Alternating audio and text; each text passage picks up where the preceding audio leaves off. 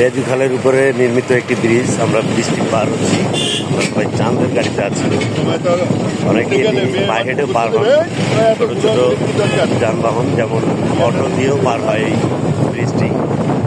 চমৎকার দৃশ্য।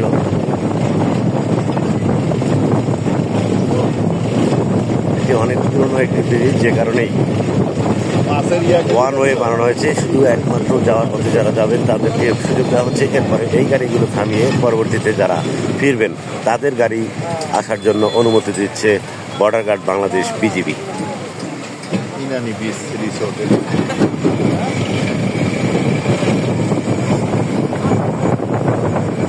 আমরা পাটুয়ার দিকে যাচ্ছি।